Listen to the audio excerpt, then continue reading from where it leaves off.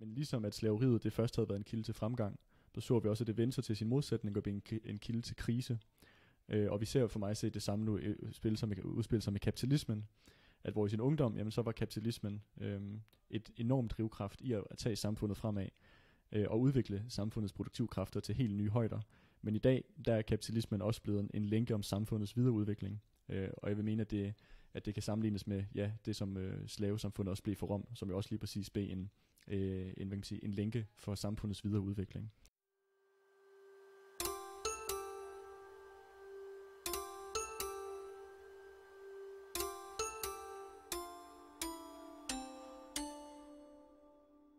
Hej Andreas. Hej Rasmus. Det er godt at have med i dag. Det er godt at være her. Til en ny podcast episode. Mm-hmm. Og i dag, der skal vi jo tale om Romerriget. Ja. Og dets kollaps som et socioøkonomisk system.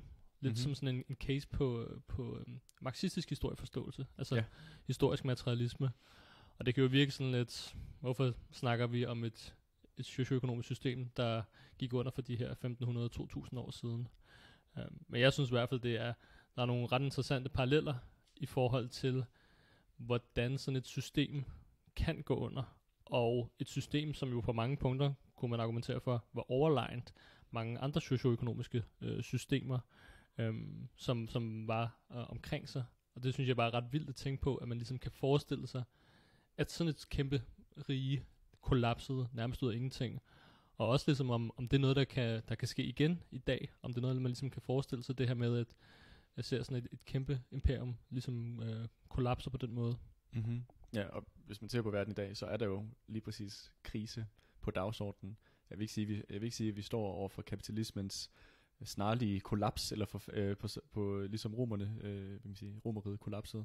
Men det er jo tydeligt, at kapitalismen i dag er karakteriseret af krise på det økonomiske plan, på et politisk plan og på et sociologisk plan. Især i USA vil jeg sige, at den her krise faktisk måske er allertydeligst i noget land, og USA er jo også den største kapitalistiske nation i hele verden. Så jeg synes også, det er meget... det giver god mening at se tilbage på en periode, som der for mig har mange lighedspunkter med den krise, som kapitalismen den står i dag. Ja, helt klart. Og man skal også lige være opmærksom på, at det her med Romerrigets kollaps, man siger jo tit, at Rom ikke blev bygget på en dag. Det blev heller ikke smadret på en dag. Nej. At det var ligesom en langstrakt proces, som ligesom kan man sige, straks sig over mange hundrede i virkeligheden. Mm-hmm. Og som jo havde op- og nedture, men hvor den generelle tendens, den var nedadgående for hele samfundet.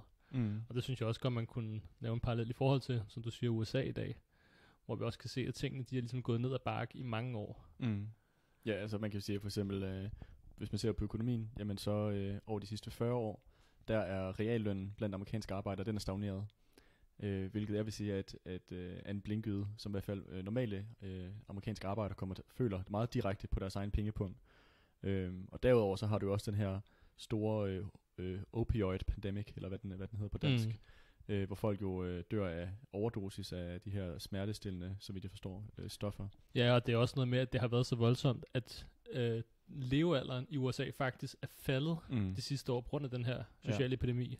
Ja, og man kan sige, det er jo bare et udtryk for den krise samfundet er i, på sådan et meget at folk tyr til bogstaveligt talt til opium og dør af det. Men vi ser det også på sådan et åndeligt plan med den her sådan religiøse fanatisme, som jo også stortrives i USA, især blandt de her kristne grupper. Og så vil jeg også sige, at den her krise har også fået et meget klart politisk udtryk i USA.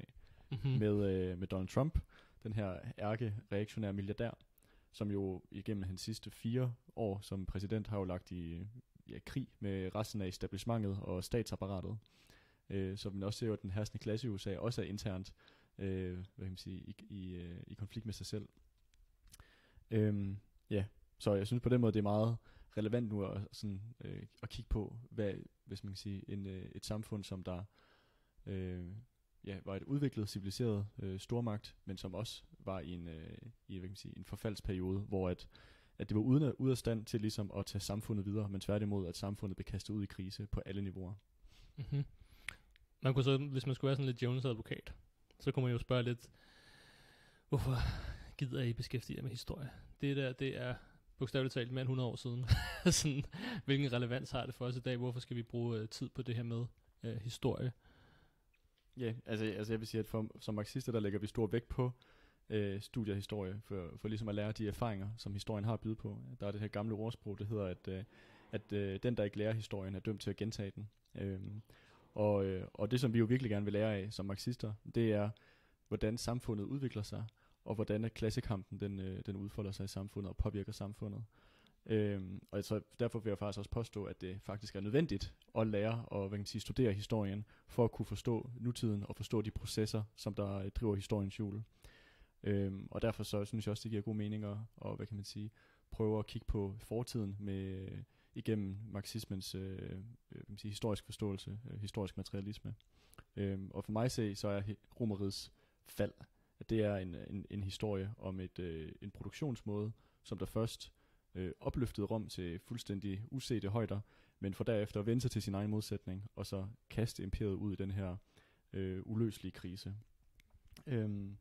Ja, fordi hvis vi for eksempel ser på Rom i det andet århundrede, så havde Rom en befolkning på over 1 million indbyggere, og kun 400 år efter, så var Rom nærmest forladt. De her berømte romerske bade, som man måske har hørt om, de stod tomme. Der var ikke nogen der. Den her summende liv, der før havde været der, den var forsvundet. Akvædukterne, som jo også var en af de her meget berømte bygningsværker, romerne producerede, de var ikke længere vedligeholdt, så de holdt også op med at bringe frisk vand til byen. Og de her mennesker, som der var tilbage i Rom, jamen de levede en primitiv tilværelse i skyggen af de her mægtige bygninger, som der ellers er blevet opført. Og sådan et kulturelt knudepunkt som Colosseum, som jeg tror de fleste har set før, at det blev beboet af byens fattige indbyggere, som der begyndte at indrette Colosseum med sådan nogle primitive lejligheder, så Colosseum blev sådan til et stort sådan slummet lejlighedskompleks. Okay, sådan lidt ligesom vores betonghettoer. Yes, ja. Lige præcis. Og det var ikke kun de her, og det var ikke bare Colosseum, der blev indtaget af nye beboere. Det var også de her gamle paladser, som jo var enormt storslåede, men som også var forfaldet. Og inde i de her paladser, jamen, der flyttede en ny elite ind. Og de vidste ikke, hvordan man ligesom skulle genoprette de her paladser til deres tidligere pragt. Så i stedet så byggede de også nogle primitive boliger inde i de her forfaldne skaller, som de her paladser er blevet til.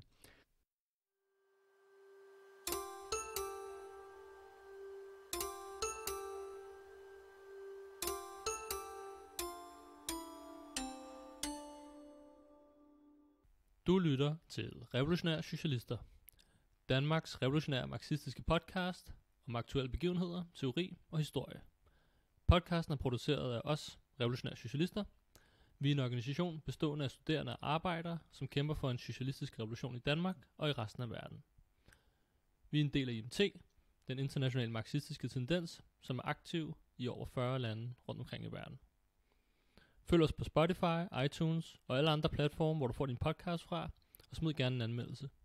Du kan finde flere aktuelle, teoretiske og historiske analyser på marxist.dk.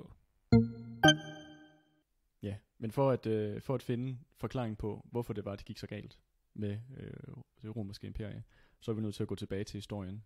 Ja, til begyndelsen. Ja, jeg skal virkelig starte, fordi nu du kan se, at der er allerede en masse spoilers der, om hvordan det endte ud, Romerriget. Men hvordan, for jeg ved personligt ikke specielt meget om Romerrigets historie, og slet ikke dets begyndelse. Fordi man hører jo tit om alle de store ting, der skete med Rom og Julius Caesar og alle de her ting, men hvordan startede det egentlig? Og hvordan kunne man få sådan et kæmpe imperium opbygget? Ja, det er et rigtig godt spørgsmål, Rasmus. Og for at besvare alt det og lidt mere, så lad os gå tilbage til år 500 før vores tid til Rom. Og Rom på det tidspunkt, det var sådan en lille landsby, som der blev beboet af frie bønder, og som beskæftigede sig med det, som bønder beskæftigede sig med, landbrug og kvægdrift. Og på det tidspunkt var Rom mere sådan en forvokset landsby. Det var langt fra at være den metropol, det skulle blive senere hen. Faktisk var byen ikke engang selvstændig. Rom lå klemt ind mellem mere avancerede civilisationer, som der til at starte med herskede over Rom. Nord for Rom, der boede der et folk, der hed etruskerne, som der er ikke nogen, der husker den dag i dag, fordi at de er blevet overskygget af de bedrifter, som Rom senere hen præsterede. Om syd for Rom, der boede der grækere, som der havde koloniseret det sydlige Italien. Og så man kan sige, Rom lå ligesom klemt ind mellem de her langt mere udviklede civilisationer, lidt ligesom en lus mellem to negle. Og Og hvis man ser på, hvordan, hvad sådan en som Frederik Engels, hvordan han ville have karakteriseret Rom på det tidspunkt. Frederik Engels, det er... Jamen, han er jo også en af man kan sige, marxismens grundlægger sammen med Karl Marx. Og Frederik Engels, han har blandt andet skrevet den her bog, der hedder Familien, Staten og Privat... Nej, hvad er det hedder? Det er altid rækkefølgen, den er svær. Jeg tror, det er familien, privatejendommen og statens oprindelse. Præcis. Ja, det er sådan rækkefølgen her. Men ja, han har skrevet det her berømte værk, som er en af, hvad kan man sige, hovedkilderne, eller hovedværkerne, hvis man vil forstå historisk materialisme. Og hvis man, Frederik Engels, han ville have beskrevet det samfund, som Rom var på det tidspunkt, som det han kalder barbari. Altså et samfund, som først lige er begyndt at spalte sig i klasser, men som stadig har et meget lavt, både økonomisk og kulturelt niveau. Men igennem den her kontakt med etruskerne og grækerne, der begyndte Rom at udvikle sig. Det havde en kæmpe stor effekt på Rom, at de havde de her mere avancerede naboer ved siden af sig. Og man kan ligesom også prøve at forestille sig, hvor stor en effekt det havde været, hvis du havde været sådan en bonde, der ikke kunne læse eller skrive. Du havde ikke engang noget skriftsprog måske. Og så kommer du i kontakt med folk, der både har udviklet matematik og videnskab og litteratur og alt muligt. Eller et andet folk, som der har udviklet bedre landbrugsredskaber, eller mere udviklet produktionsapparater på den måde. Så de startede altså med at suge alt det bedste fra de her, kan man sige, mere avancerede nationer til sig? Ja, lige præcis. Og man ser også en generel lov i historien, hvor at nationer, som er på et lavere udviklingsstadie, at de ligesom overtager og inkorporerer de bedste økonomiske og kulturelle hvad kan man sige, udviklinger, som andre nationer de har fremskaffet. Så på den måde så importerede Rom virkelig alt det bedste for sine naboer, både etruskerne, men især også grækerne. Og det er derfor, vi ser, at Roms kultur i forhold til kunst for eksempel, men også religion, at det virkelig var i realiteten en kopi af den græske. Og det ser vi også, den romerske religion er jo også bare en kopi af alle de græske guder, bare med romerske navne. Og ja, alt deres kunst var sådan set også bare en kopi af det, som grækerne havde præsteret. Ja, og det kunne man se på mange punkter, hvor grækerne ligesom havde startet udvikling og var noget et godt stykke. Så tog romerne ligesom bare og inkorporerede det i deres egen kultur, også i forhold til filosofi, hvor man kan sige, at der, så vidt jeg ved, så romerne, de lavede ikke sådan nogle kæmpe store udviklinger indenfor, altså positive udviklinger inden for filosofi, men de tog ligesom bare den græske filosofi og brugte den som, og gjorde den til deres egen. Og så senere hen, da Rom så var på vej nedad i gående, så blev det udviklet sådan en rimelig pessimistisk filosofi. Ja. Men det er også meget interessant det her med, at de ligesom tager alt det bedste, og så bruger det selv på den måde der. Mm-hmm. Og det er noget, som man ser igennem historien, at alle mulige nationer, de gør. Og det var så det, som romerne de gjorde på det tidspunkt. Og det som årsagen til, hvorfor de overhovedet tog de her økonomiske og kulturelle fremskridt og inkorporerede dem i deres samfund, det var så, at de kunne bruge det som skridt til at tilkæmpe sig selvstændighed igennem krige mod de her mere udviklede samfund faktisk. Da Rom ligesom havde færdiggjort den her proces med at tilegne sig de andres fremskridt og havde tilkæmpet sig selvstændighed, jamen så opstod Rom så som en selvstændig bystat. Og det er så her, at historien om, hvad kan man sige, hvor et Rom først for alvor rigtig begynder, vil jeg sige. Hvad årstal er det cirka? Det er vel før vores tidsregning? Ja, det er før vores tidsregning. Altså, vi er nok omkring år 300 før vores tidsregning. Der er også nogle Rom, de har selv en historie om, hvornår deres by starter. Ja. Og der er ikke nogen arkeologiske fund, der kan bevise, at det passer. Så der er også lidt omdiskuteret helt præcis, hvornår de her ting sker. Også fordi Rom bliver nedbrændt af nogle galler på et tidspunkt, så at byens arkiver også går tabt. Så meget Roms tidlig historie er meget skøn, baseret på arkeologiske fund. Ja. Okay, men så vi er cirka 340 års tidsregning, yes. Og det er der tingene begynder at tage fart. Det er der ting begynder at tage fart nu. Fordi at de her nye økonomiske og kulturelle input, det løftede virkelig Rom op til at blive meget andet end bare en her primitiv landsby, men blev faktisk en civiliseret by nu. Og det betyder også, at samfundet Rom, det begyndte at spalte sig i klasser. Og i stedet for det her gamle samfund, hvor der var mere eller mindre lighed mellem indbyggerne, så begyndte der nu at opstå den her klassedeling. På den ene side, så havde man de sådan aristokratiske, rige patriciere, og på den anden side, der havde du så de frie bønder, der hed plebejerne. Og det var så de her to fjendtlige klasser, som Rom det spaltede sig af. Og de her patricier, de fik deres magt for deres private ejendom, som blev gjort til deres private ejendom. Og samtidig så fik de også deres magt for deres position i staten, og mere specifikt i senatet. For Roms sådan, offentlige anliggender, de blev varetaget af senatet, som var det her råd af samfundets ældre medlemmer. Sådan en slags parlament, eller hvordan er det? Ja, en form for parlament, hvor at det var de her, til at starte med var det sådan nogle gamle klanhøvdinger, som der sad der i det her senat. Og der var 300 oprindeligt, der sad i senatet. Okay. Og som en for hver de 300 klaner, der var med til at grundlægge Rom i sin tid. Så også sådan et levn for sådan en primitiv stammesamfundstilværelse. Okay, det var ikke sådan et parlament, hvor alle bare kunne blive valgt ind i? Nej, det var det ikke. ordet senat kom også fra det latinske ord senex, der betyder gammel mand. Og det var også, hvad kan man sige, det var et fingerpege hen, hvem er der kan sidde her, og det var familieoverhovederne i de mest, hvad kan man sige, rige og succesfulde, prestigefyldte familier, som var de her aristokratiske familier. Så det var ikke et politisk organ, som plebejerne for eksempel havde adgang til. Det var kun de her aristokratiske patricier, som der havde adgang til statsapparatet. Men jeg vil sige også, patriciernes greb om magten var også en refleksion af de her ændrede sociale forhold, der var sket i Rom, hvor der lige præcis var kommet den private ejendomsret for eksempel, og at Rom var blevet et klassesamfund, som det ikke havde været tidligere. Og derfor så vi også gradvist af staten, det her organ for den herskende klasses herredømme over andre klasser, at det ligesom begyndte at hæve sig op over samfundet, og der rent faktisk opstod en rigtig stat i Rom med bevæbnede mænd, altså politi, fængsler og her. Og til at starte med her i den tidlige republik, det man kalder den her periode under republikken med senatet, der udgjorde de her patricier, de udgjorde mindre end 10% af befolkningen. Okay, det er jo ikke specielt mange. Nej, det er ikke specielt mange, og man kan også stille sig et spørgsmål, hvordan kunne det overhovedet være, at den her lille gruppe mennesker, at de ligesom kunne dominere resten af befolkningen. Men vi ser også, at i et hvert klassesamfund, så er den herskende klasse numerisk for lille til, at de bare i sig selv kan herske. At de ligesom har behov for en bredere social base for at understøtte og stabilisere deres system. Og under kapitalismen, der er det dele af småborgerskabet og de her middellag i samfundet, som er kapitalisternes sociale base. Og her i antikkens Rom, der var det så patricierne igennem sådan et klientsystem, der havde de udviklet deres sociale base, så at sige, hvor at de her patricier, de understøttede økonomisk nogle af plebejerne, til gengæld så for politisk loyalitet, så at sige. Så man havde ligesom, når du siger klientsystem, så betyder det altså, at patricierne havde gjort de her plebejer økonomisk afhængige af dem, og dermed også gav dem, sådan, kan man sige, indirekte politisk støtte.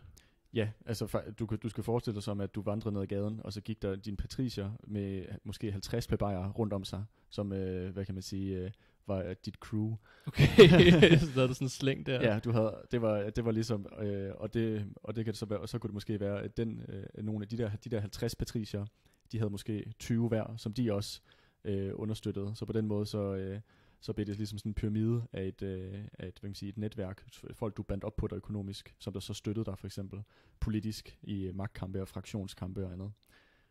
Og det her klientsystem, det kunne ligesom godt udviske nogle af de her klassemodsætninger i samfundet til en vis grænse, men det er jo ikke fordi det på nogen måde afskaffede klassekampen imellem patricierne og plebejerne overhovedet ikke. Fordi at hungersnød var meget normalt blandt plebejerne, og mange de var også nødt til at optage gæld for bare overhovedet kunne købe mad. Og hvad kan man sige, det der skete, hvis ikke man kunne betale sin gæld tilbage, så kom dine kreditorer, og så blev du til din kreditorers slave. Okay. Ja, så man kan forestille sig lidt, at hvis jeg ved ikke, hvad for en bank du har, om du har Danske Bank, eller hvad det er for en. Jeg havde engang Nordea. Du havde engang Nordea, okay. Men for eksempel, hvis du kunne sgu ikke betale det lån tilbage, du havde, jamen så ville din bankrådgiver ned fra Nordea komme og gøre dig til Nordeas slave. Satans, ja. Så, den lyder ikke helt god. Nej, det er ikke så fedt. Og derfor så var den tidlige republik, den var også kendetegnet af intens klassekamp. Der er sådan en romersk historiker, der hedder Livius, som har skrevet sådan en stor bog omkring Roms historie. Og det er et lidt længere citat, så bear with me. Men jeg prøver lige at læse det op en gang. Jeg følger af. Yes, okay. Han skriver: Men en krig med volskererne var uundgåelig, og senatet var splittet af interne uenigheder. Patricierne og plebejerne var bitterligt fjendtlige over for hinanden, hovedsageligt på grund af lånetagernes desperate forhold. De klagede højlydt om, at mens de kæmpede på slagmarken for frihed og rige, så var de undertrykte og slavebundet hjemme af deres medborgere. Deres frihed var sikrere i krig, end den var under fred. Sikrere blandt fjenden, end blandt deres eget folk. Okay, det lyder ikke helt godt. Nej, det lyder i hvert fald som om, at der i hvert fald ikke er, hvad kan man sige, harmoni og fred på, hjemme i Rom, men tværtimod, at der er store konflikter. Og de her konfrontationer mellem de to klasser resulterede også i flere oprør, blandt andet hvor at plebejerne, at de nægtede at kæmpe i hæren, og også at de troede i flere omgange faktisk med, at de alle sammen ville flytte fra Rom og grundlægge deres egen nye republik. Okay. Ja. Det var lidt sådan old school forsøg at presse noget politisk indflydelse igennem. Ja. Og det var plebejerne, de havde også hvad kan man sige, nogle kort på hånden. Så det var for eksempel, det var dem der kæmpede i hæren. Det var dem der var soldaterne. Og derudover så havde de også en del magt på baggrund af deres position i produktionen. Fordi det var dem der arbejdede i markerne. Det var dem der pløjede, det var dem der lavede håndværksarbejde. Så det var dem der ligesom var dem der en produktiv klasse der fik økonomien til at hvad kan man sige at køre rundt. Så på den måde så havde de også noget ballast og bakke deres ord op med. Og vi så også den første dokumenterede generalstrejke i historien. Den foregik faktisk også her i de antikke Rom, hvor plebejerne de gik i strejke. Så gad de bare ikke mere? Lavede de lavede en strejke. Jeg ved ikke, om den var succesfuld eller ej. Det fortæller historien ikke noget om. Nej, okay. Men jeg tror, den tidligste strejke i historien er faktisk fra Egypten, hvor det var bygningsarbejderne på pyramiderne, der gik i strejke. Men den første generalstrejke, eller hvad man kan sammenligne med en generalstrejke, var så her i de antikke Rom. Altså hvor de samlede plebejere, der ligesom stoppede med arbejde. Lige præcis. Ja. Så det er ikke fordi, at Roms tidlige periode var karakteriseret af sådan en harmonisk, fredelig periode. Den havde også intens klassekamp. Men vi kommer til et vigtigt vendepunkt i Roms historie her i år 200 før vores tid. Og jeg kan lige hurtigt sige, at det er ikke fordi, vi kommer til at gå igennem Roms historie århundrede for århundrede. Der kommer til at komme nogle store hop indimellem. Men i omkring år 200 før vores tid, der har vi det, der hedder de puniske krige. Som, jeg ved ikke, om du nogensinde har hørt om det, Rasmus? Jeg har hørt navnet, men jeg ved ikke noget som helst om det. Okay, fair nok. Men Rom havde den her rival, der hed Karthago, som var den her handelsby, som der lå i det der moderne Tunesien. Og hvad kan man sige, de udkæmpede 3 krige, de 3 puniske krige, hvor at Rom endte med at gå sejrigt ud af de her. Og Roms sejr over Karthago, det etablerede slaveøkonomien som Roms dominerende økonomiske system. Okay, så på baggrund af de her krige, så fik Rom en masse slaver? Ja, og jeg kommer til at gå lidt mere ind i, hvordan det helt præcis ligesom foregik. Ja. Men hvis man ligesom skal prøve at zoome lidt ud en gang, og se på, hvordan det ligesom er for os som marxister, hvordan ser vi på, hvad der ligesom driver historien frem. Så for os at se, så historiens underliggende drivkraft, det er udviklingen af produktivkræfterne i samfundet. Altså evnen til rent faktisk at producere mad, huse, tøj på kroppen, alle de ting, der er nødvendigt, bygninger, hvad det måtte være.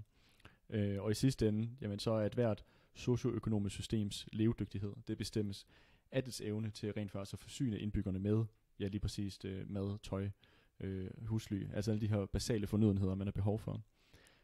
Og man kan sige, det giver også lidt sig selv, at for at mennesker overhovedet kan blive i stand til at, sidde og filosofere, eller tænke på, hvordan man kan lave nye smarte maskiner, eller hvad det måtte være, men så er man nødt til at have ens mest basale behov dækket. Så Aristoteles sagde også, han havde et meget berømt citat, hvor han sagde, at det var først når, at mennesket havde deres behov dækket, at de begyndte at filosofere. Og det kan man også sige, at det er også derfor, at antikken var så spændende for mig at se, fordi det er også derfor første gang på et højt niveau, at det rent faktisk bliver muligt for en del af befolkningen, og ikke bare beskæftige sig med manuelt arbejde, men rent faktisk kunne dedikere deres tid til intellektuelt arbejde i stedet for. Men al den her udvikling, som antikkens civilisationer de skabte, både egypterne, grækerne og romerne, at det var i sidste ende, alle de her bedrifter, det var i sidste ende skabt på baggrund af slavernes arbejde. Og når man tænker på sådan slaveri i dag, jamen, med moderne øjne, jamen, så virker det jo som noget frastødende, og noget fuldstændig moralsk forkasteligt. Men i sidste ende, jamen, så er vores moderne civilisation, den har også sine rødder i antikkens slavesamfund. Fordi at uden slaveriet, så havde der ikke været nogen moderne civilisation. Og på trods af slaveriets brutalitet, så udviklede slaveriet, det udviklede produktivkræfterne, og var derfor også et progressivt skridt på vejen imod menneskets komplette frigørelse. Ja, og det er også det her med, at, som du siger, det her med på baggrund af 100.000 af millionvis af slavearbejde. Så var der en lille gruppe mennesker i samfundet, som blev frisat for at være en del af, kan man sige, det produktive del af arbejdet i samfundet, og så fik tid til faktisk at udvikle videnskab, teknologi og så videre. Kunst, hvad det måtte være. Ja.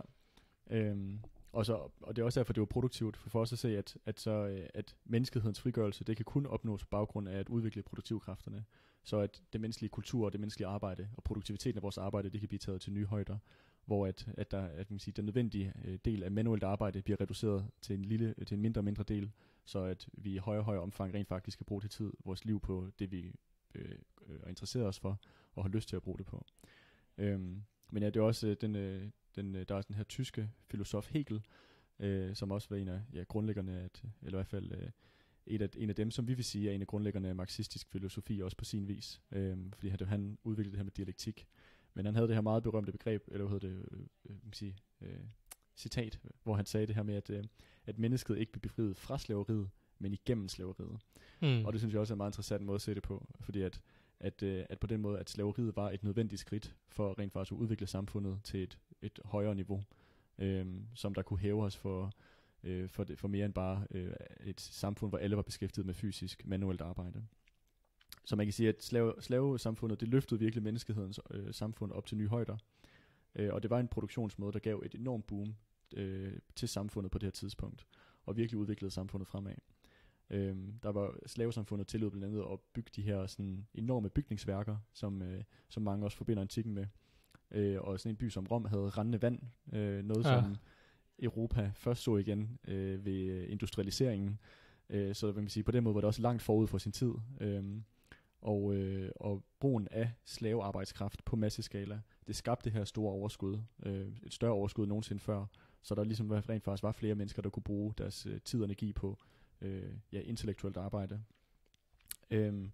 Og samtidig så vi også af ingeniørkunsten og arkitektkunsten, og det sprang ligesom alle de gamle grænser, og det samme var også tilfældet inden for videnskab og kunst generelt.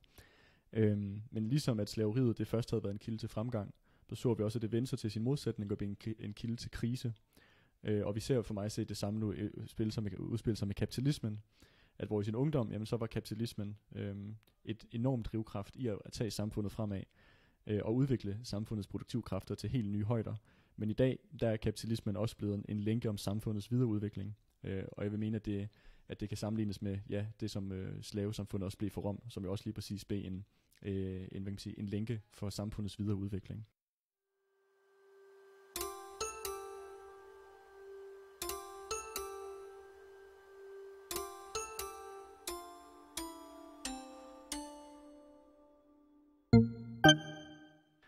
Og det er jo også det, kan man sige, som er særligt ved en marxistisk position. Det er jo noget det her med, at du har forskellige socioøkonomiske systemer gennem historien, som udvikler sig, og som skubber samfundet fremad.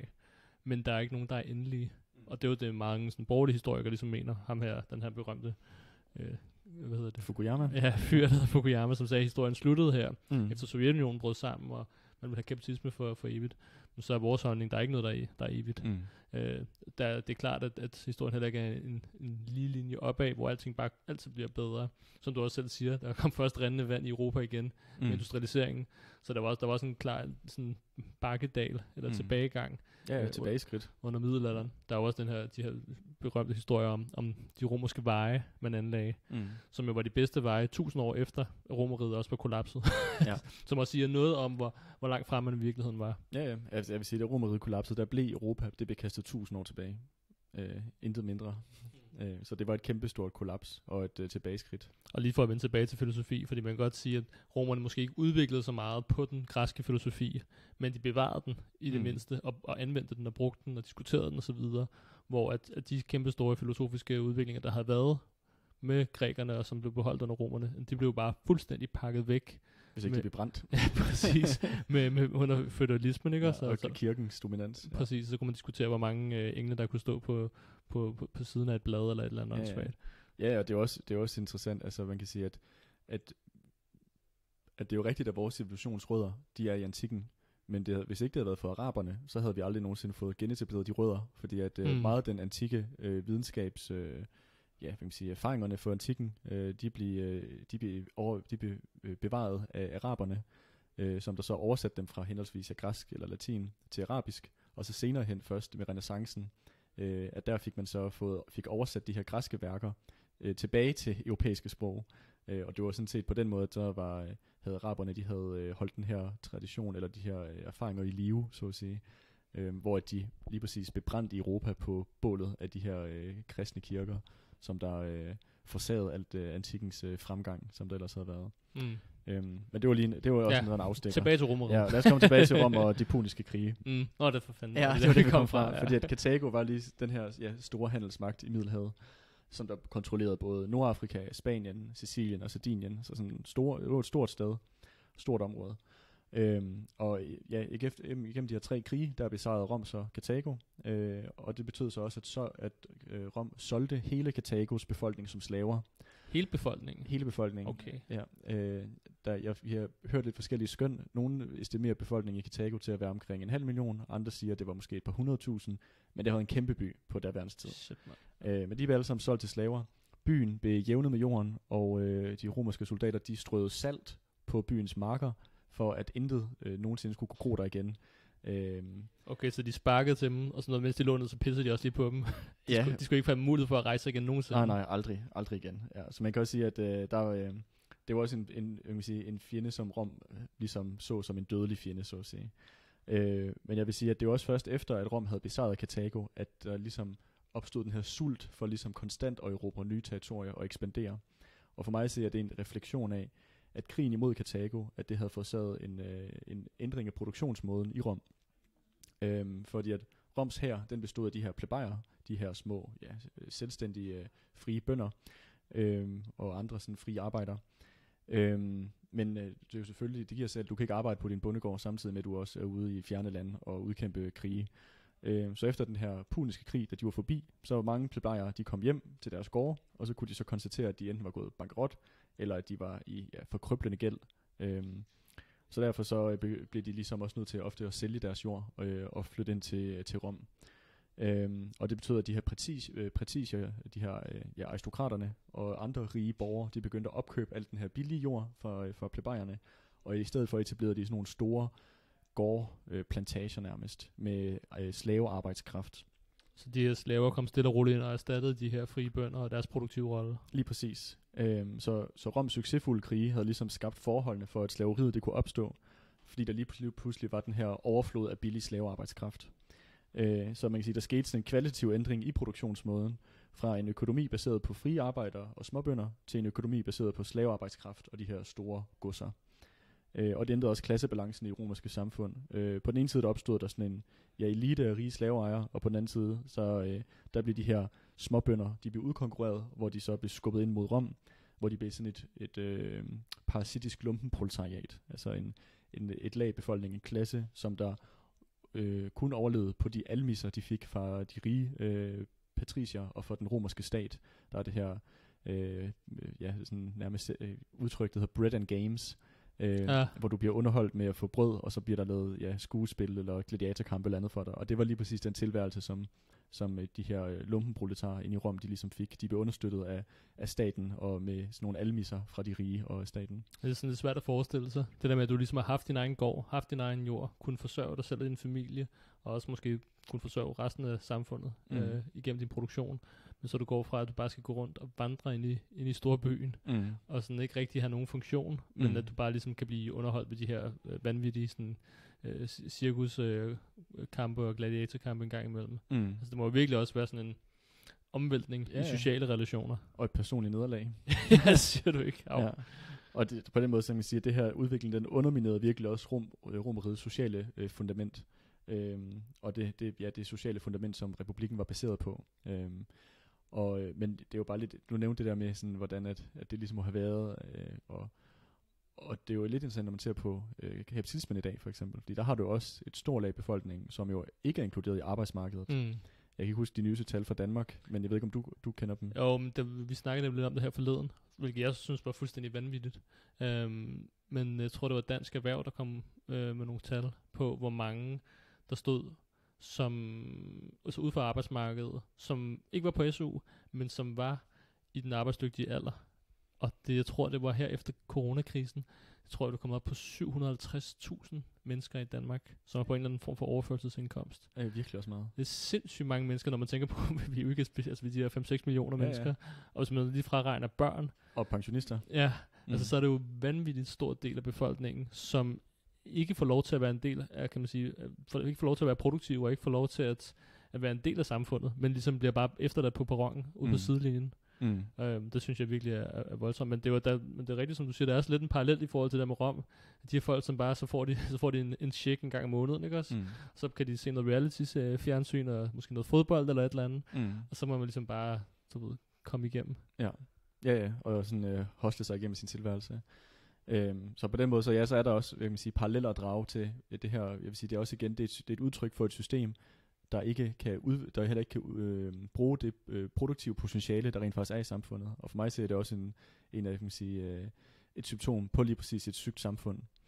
Lige for at blive ved den her parallel, fordi jeg kunne også godt forestille mig, at der er nogle forskelle. Fordi det der med arbejdsløs i dag under kapitalismen, det har jo også en vigtig funktion for kapitalismen, at det presser det, at du har en stor arbejdsreserve. Ja, det lægger et nedadgående pres på lønningerne. Ja, præcis, på lønninger og arbejdsforhold for dem, der er i arbejde, så man måske er mere villig til at gå ned i løn, eller slække lidt på nogle sikkerhedsforhold, for bare man kan beholde sit arbejde, fordi der står en hær derude, som er villig til at tage ens arbejde. Var det samme med jeg kan ikke rigtig forestille mig, det er det samme med de her, kan man sige, proletariske plebejere inde i byen i Rom? Nej, det var det ikke, men jeg vil sige, der var også nogle helt andre pres på slaveøkonomien, som jeg tænker, det er faktisk et godt tidspunkt at komme ind på det.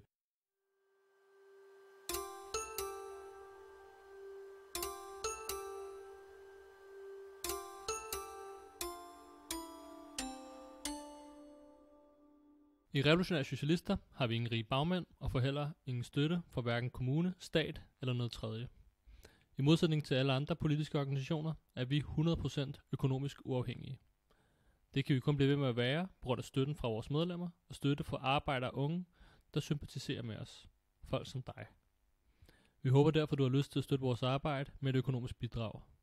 Gå ind på revosoc.dk/bliv-medlem. Her kan du blive B-medlem, hvor du overfører et fast beløb om måneden, og til gengæld får vores avis. Det vil være en kæmpe hjælp i kampen for en bedre verden, kampen for socialisme. Fordi der var nemlig også masser af, problemer med slaveøkonomien. Fordi nu har vi snakket om alle de her fremskridt, som den producerede, men et hvert økonomisk system, der er baseret på et klassesamfund, jamen det indeholder også sin kim til sin egen undergang, så at sige. Og slavearbejdskraften var jo helt vildt billig. Faktisk nogle gange var prisen nede på at være under $1, nutidsdollars, altså for at købe et andet menneske. Okay. Ja, på at forestille, at du kunne købe et andet menneske for 7 kroner, eller meget dollaren er. Men så det var virkelig billig, slavearbejdskraften. Men den havde også en meget lav produktivitet, og det var også en forhindring for ligesom at udvikle produktionsmidlerne. Man kan sige, hvis du er slave, så har du intet incitament for at arbejde og ligesom give den ekstra indsats på din arbejdsplads. Tværtimod, så vil du faktisk have en interesse i at prøve at ødelægge dit arbejdsredskab, så du måske kan få en pause for at skulle arbejde. Og derfor så kan man sige, at slaveejerne, de havde heller ikke særlig meget lyst til at give slaverne nogle sofistikerede arbejdsredskaber. Tværtimod så fik de noget af det mest sådan basale og sådan kluntede arbejdsredskaber, som de vidste, at hvis de gik i stykker, jamen så gjorde det ikke så meget. Og derudover så kan man sige, at en slave har heller ikke noget personlig incitament til eller interesse for rent faktisk at udvikle produktionsmidlerne og de redskaber, som de arbejder med. Man kan sige, hvorfor skulle du have interesse for at lave nogle bedre redskaber, når du alligevel bliver arbejdet til døde med de selv samme redskaber. Og selv hvis du udvikler nogle bedre redskaber, så ville det heller ikke betyde, at du skulle arbejde mindre, at din arbejdsdag blev kortere eller noget som helst. Så på den måde, så var der nogle også tendenser i slaveøkonomien, der også hæmmede innovation og udvikling af nye produktionsmidler i samfundet. Yes. Men ovenfra, fra slaveejerne, der var der heller ikke noget incitament til at udvikle nye produktionsmidler eller teknik. De her slaveejere, de havde ligesom adgang til alle de her billige slaver. Så hvorfor skulle man overhovedet investere i nye produktionsmidler, som der kunne øge produktiviteten og dermed reducere behovet for arbejdskraft? Altså hvis du har masser af billig arbejdskraft, så er du ligeglad med at skulle reducere den. Og et godt eksempel er også med dampmaskinen, blev for eksempel udviklet under antikken. Men det blev aldrig nogensinde implementeret i økonomien som en del af produktionen. på trods af, at det var jo et ganske glimrende redskab, som der jo blev brugt på masseskala senere hen i industrialiseringen. Og jeg synes, det er et godt eksempel på, hvordan at slaveøkonomien, den ligesom var ikke den nåede ligesom også en grænse, hvor den ikke længere kunne udvikle ny teknologi og udvikle produktiviteten under slaveriet. Så den begyndte også, altså den gik fra, som du også sagde tidligere, den gik fra at skubbe samfundet fremad, til nu at begrænse samfundets udvikling mere og mere. Lige præcis. Og man kan også se for eksempel, lad os sige, at du tager en slave kontra en fri bonde.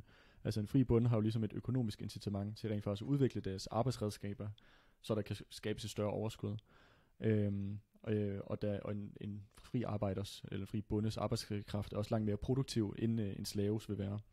Men den her billige slavearbejdskraft, det gjorde, at de her fribønder, de blev udkonkurreret, så der manglede også det her sådan, dynamiske input i økonomien. Og så samtidig kan man sige, så slaverne, slaveejerne, at de kunne bare arbejde slaverne til døde.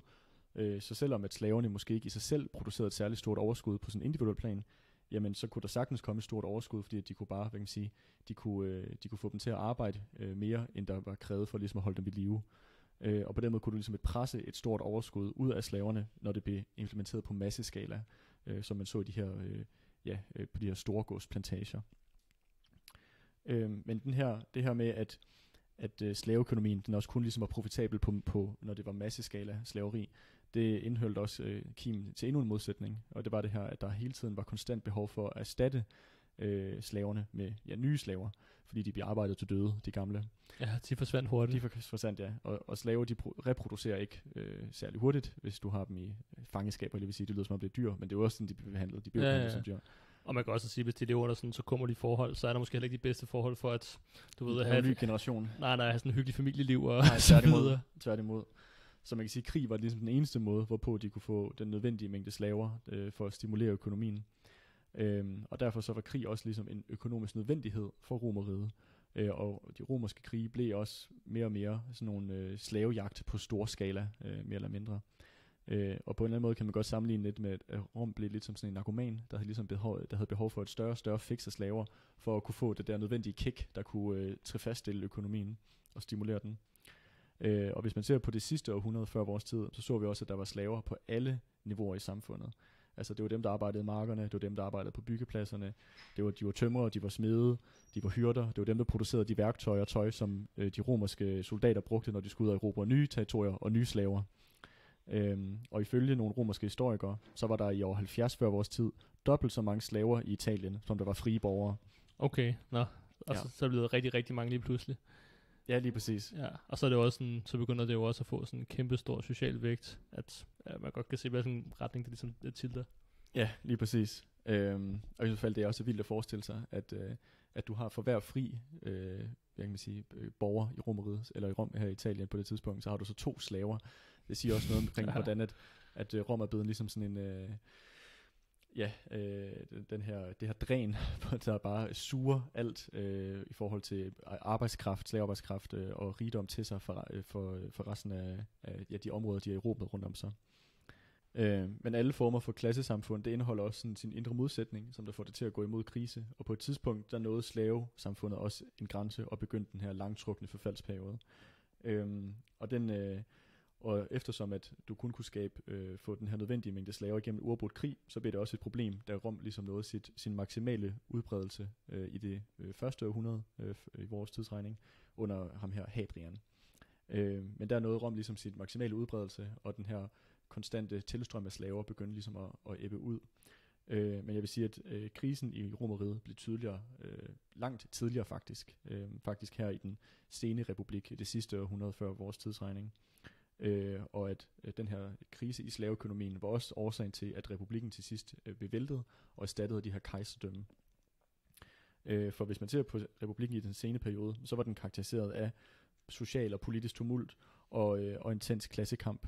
For de her ruinerede bønder, som jo var ryggraden i den romerske hær, de flyttede til Rom, hvor de udgjorde den her uproduktive klasse af lumpenproletarer.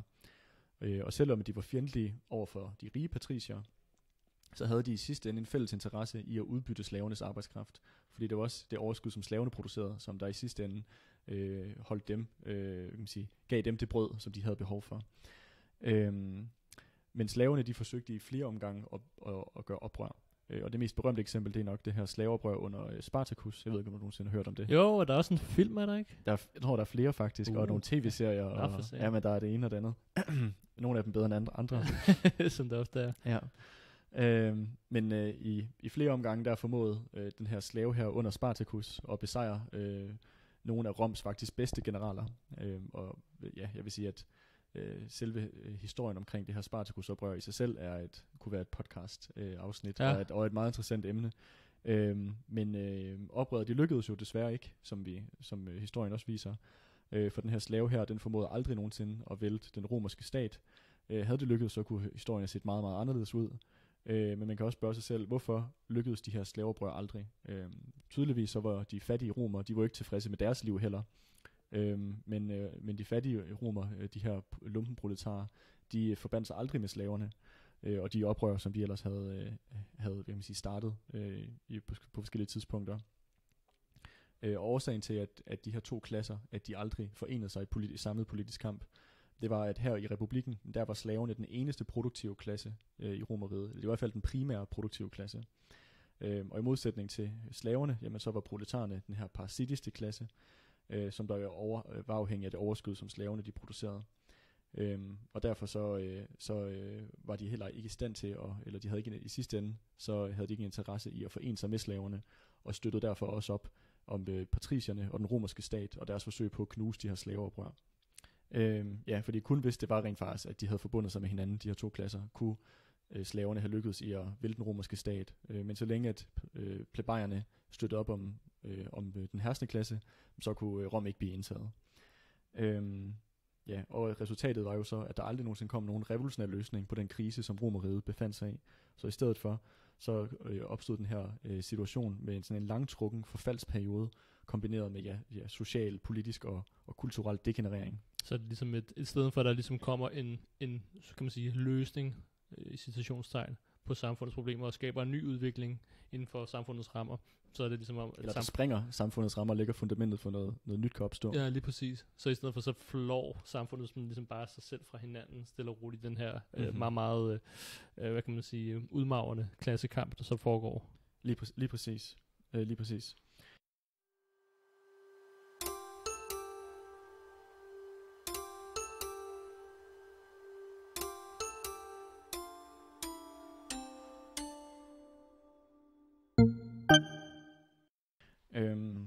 Men jeg vil sige, at selv hvis det var, at de her slaveoprør, de havde lykkedes, så ville de heller ikke kunne have været i stand til at skabe noget, som der mindede om socialisme. For produktionsmidlerne i antikken, de var stadig på et forholdsvis lavt niveau, så der kunne ikke etableres et samfund af overflod, hvor ingen behøvede at frygte for at få deres behov dækket. Nej, og hvis man skulle være sådan spekulativ, hvad for en slags samfundsindretning kunne sådan et slaveklasse have indført?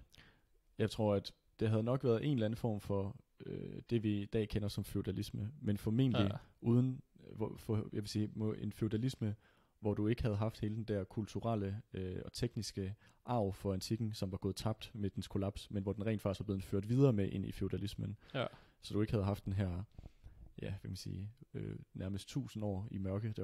Du havde det i hvert fald hedder den mørke middelalder, fordi at der ikke er skrevet noget ned, stort set. Ja. Fordi at der er ikke nogen kilder. og jeg tror, at det havde været en eller anden form for feudalisme, der var opstået ud af slaveriet. Men jeg tror, det havde været på et helt andet kulturelt niveau, hvor vi ikke var blevet kastet de her 1000 år tilbage, intellektuelt, kunstnerisk, teknisk og andet. Ja. Det vil være mit bud. Men det er også igen kontrafaktisk i forhold til hvad historien den ligesom, hvad der skete. Ja, så at sige. 100. Men på det her tidspunkt, der forholdene var ikke ligesom til stede for, at slaverne kunne lave sådan et overflodssamfund, et socialistisk samfund. Men det er anderledes, hvis man ser på verden i dag. Fordi at under kapitalismen, der er produktionsmidlerne blevet udviklet til et niveau, hvor at i morgen, hvis vi ville, der kunne vi skabe et overflodssamfund, hvor alle kunne få deres behov dækket på hele jorden faktisk. Så på den måde, så står vi jo i en helt anden fordelagtig situation i dag, når vi snakker om det her med rent faktisk at vælte den herskende klasse og skabe et nyt samfund, der er tilrettelagt for flertallets behov. Og at i dag det er rent faktisk muligt at skabe et samfund, der kan gøre en ende på den her lidelse, som mange mennesker de lever med under kapitalismen. Og den klasse, som i sidste ende kan tage samfundet videre i dag, det er arbejderklassen, altså proletariatet. Men der er også bare for at have lidt privat begrebsafklaring, fordi det er faktisk også på sin vis lidt misvisende, når man refererer til de her, dem her inde i Rom som proletarer. Alle de her bønder, som var tvunget til at flytte ind til byen. For der er nogle forskelle på det moderne proletariat og så de her romerske. For den moderne arbejderklasse er nemlig den primære produktive klasse i dag under kapitalismen. Jeg vil sige sammen med de der bønder på det niveau, at der overhovedet eksisterer bønder tilbage i de forskellige lande, og så også dele af småborgerskabet. Men den helt klart primære klasse i dag under kapitalismen, det er arbejderklassen. Og det moderne proletariat er lige præcis den klasse, der brødføder hele samfundet. Men de her romerske proletarer, de bliver tværtimod bespist af samfundet, altså af slavernes arbejde. Så det var også bare en lille afklaring i forhold til, at det ikke er på den måde den samme klasse, selvom at det måske vi er kommet til at kalde dem proletarer. Men det er jo det som romerne kaldte dem. Og kan man sige, ordet proletar, det betyder bare folk, der producerer børn. Super. Så det var masserne, man skal sige. Og det er jo det ord, som der er blevet brugt om arbejderklassen traditionelt set. Ja, men det er også, jeg tror også, det er vigtigt, som du siger, at sige, at der er nogle ret klare forskelle med de her romerske proletarer, at de ikke har nogen produktiv rolle, og de faktisk har en interesse i at opretholde Romeriet, fordi de netop har en økonomisk gevinst af det igennem det her klientsystem, som du også siger, hvor man kan sige, at det moderne proletariat, arbejderklassen i dag, de har ikke nogen fordel af det her samfund. Tværtimod, så er det ligesom gennem udbytning af arbejderklassen, at kapitalistklassen får deres magt og rigdom på. Plus, at man også skal sige, at den moderne arbejderklasse, den har jo også, hvis man skal være sådan lidt, altså den har jo også en helt anden bevidsthed, fordi at den arbejder som et kollektiv. At når du er en del af arbejderklassen, så er du en del af et kollektiv af en gruppe, og derfor får du også mere kollektiv bevidsthed, i modsætning til for eksempel sådan nogle fribønder, som har deres egen produktionsmiddel, arbejder på deres egen gård, på deres egen marker og så videre. Så kan man sige, det ligger jo også i forhold til det her med at kollektivisere produktionen. Det ligger allerede, kan man sige, implicit i den bevidsthed, som indgår i arbejderklassen på grund af deres plads i produktionsprocessen. Man kan også sige, at arbejderklassen, ikke nok med, at de er indgået i et kollektiv, man kan få forestille sig, om ens arbejdsplads kunne fungere, hvis ikke du havde nogen kollegaer, hvis du skulle gøre alt arbejdet selv. det. Altså på den måde, så er man jo også afhængig af hinanden i arbejdsprocessen, og det er ikke bare kun på den enkelte arbejdsplads, men du er også afhængig af, at der bliver leveret varer, og at de varer bliver produceret et sted, og at der er nogen, der kommer og gør rent, når du går hjem sidst på dagen. Altså på den måde, så er arbejderklassen, deres produktion er en social produktion, fordi det er kæmpe lag af befolkningen og arbejderklassen på tværs af grænser, som er involveret indirekte eller direkte i produktionen. Og samtidig så producerer de også for, at det ikke er et socialt behov. Det er jo ikke fordi, at deres, for eksempel hvis man for eksempel producerer biler, så producerer du ikke biler, fordi at vedkommende, der ejer bilkoncernen, han bare vil have helt vildt mange biler for sig selv. Nej, det. Altså du dækker jo et socialt behov, fordi der er et hvad kan man sige, et behov, der eksisterer i samfundet for biler i det her eksempel for eksempel. Men på den måde så er, som du siger, arbejderklassens bevidsthed, den er mere langt mere, hvad kan man sige, kollektiv indstillet, og derfor også den klasse, der kan skabe et samfund, der er baseret på solidaritet og samarbejde. Lige præcis. Nå, det var lige et sidetrack. Der, men lad os gå tilbage til Romeriets forfaldsperiode. Kollaps, ja. For i perioder med forfald og degenerering, der bliver den her dominerende stemning i samfundet, det bliver ligesom en stemning af kynisme og mistillid og pessimisme omkring fremtiden. Og den her gamle moral og religion, som der plejede at holde samfundet sammen, begynder at miste sin troværdighed, og i stedet så bliver de gamle guder, de bliver udskiftet med nye.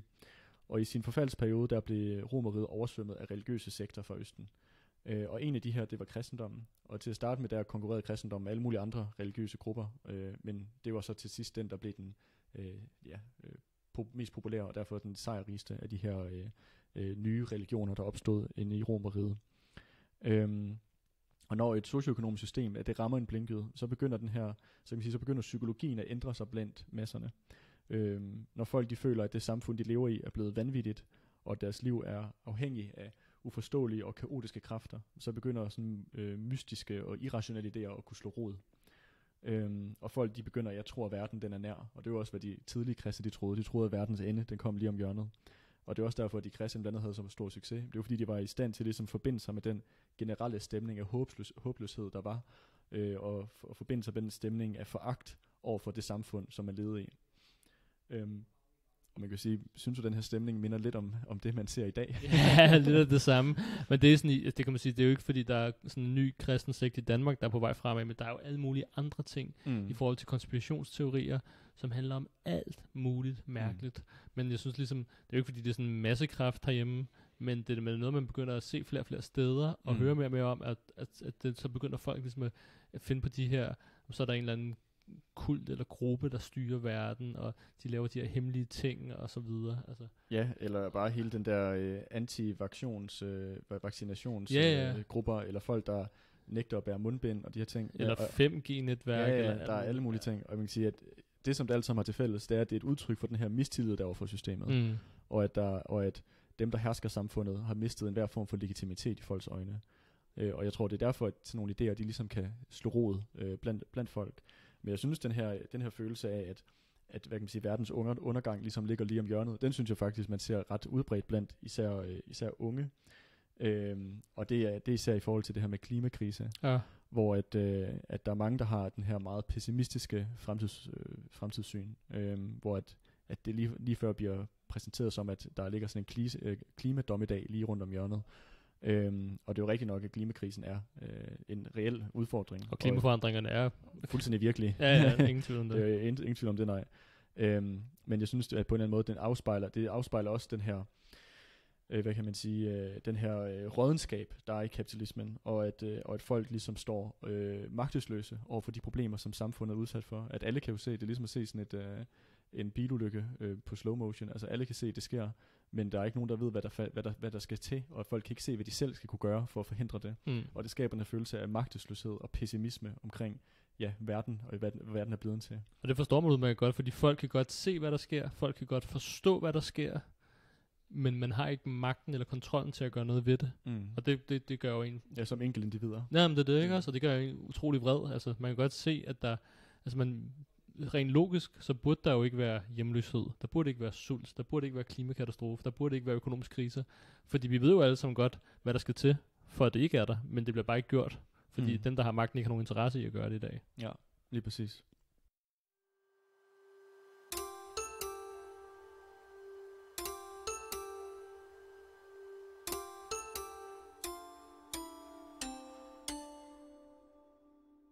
Covid-19-pandemien, klimakatastrofe, krige og den nye økonomiske krise.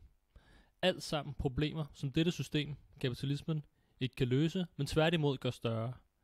Vi har de teknologiske, videnskabelige og menneskelige ressourcer til at skabe et samfund, hvor ingen behøver at mangle. Men det bliver ikke gjort i dag på grund af overklassens behov for at skabe profit.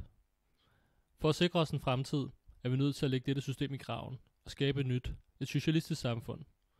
Jeg vil derfor opfordre dig til at gå med i kampen i dag og organisere dig hos os i Revolutionære Socialister. Du kan kontakte os via Facebook, på vores mail marxist@marxist.dk.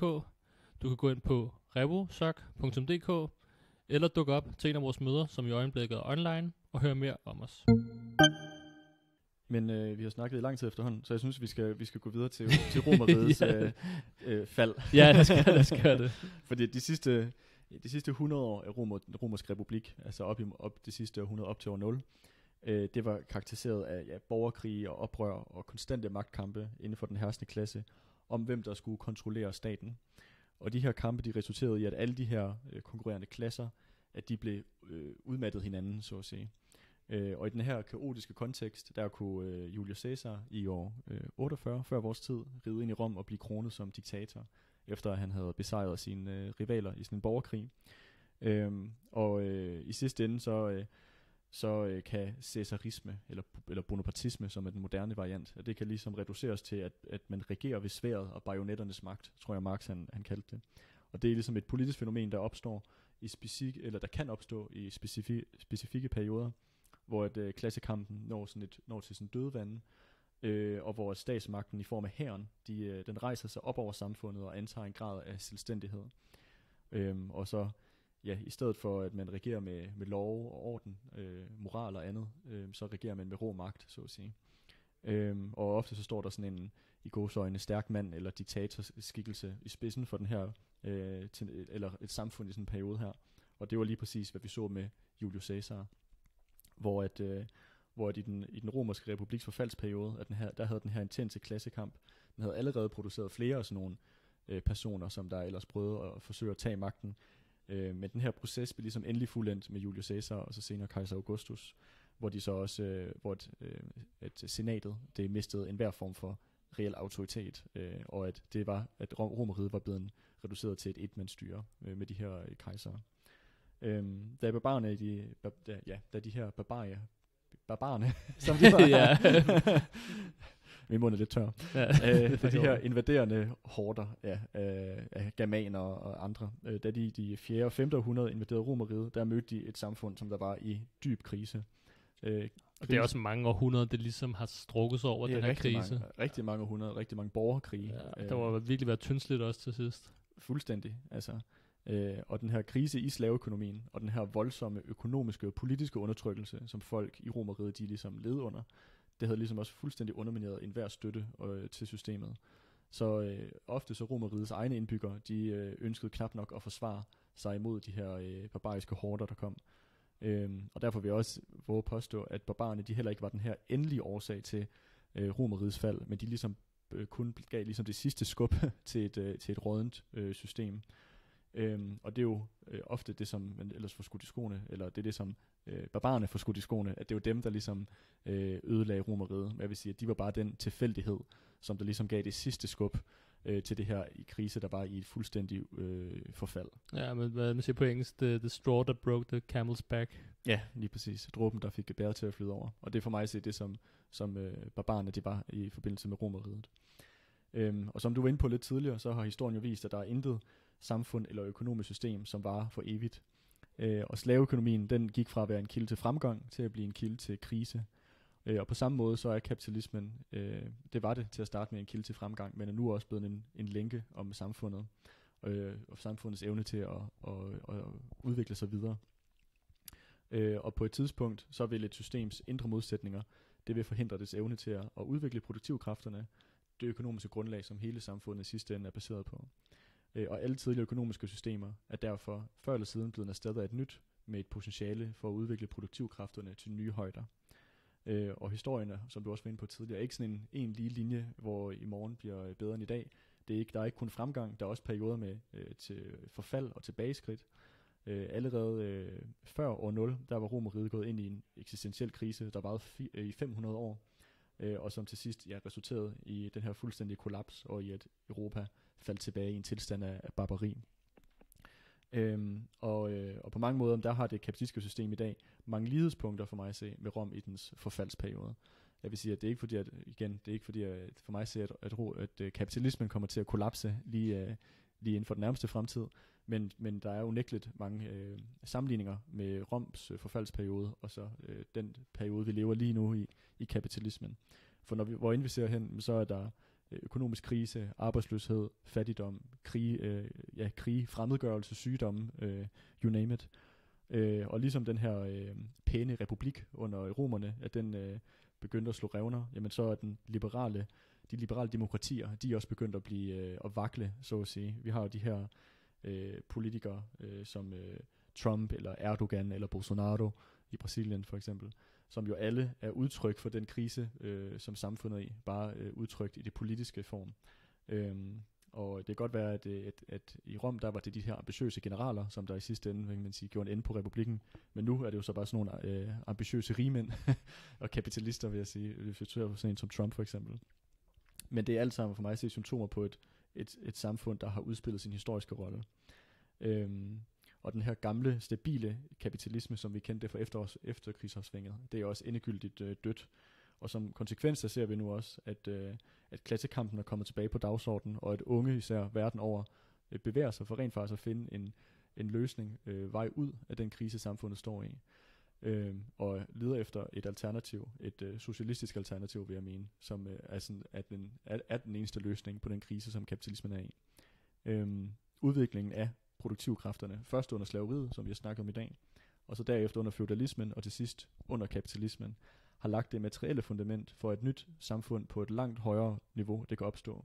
Et socialistisk samfund.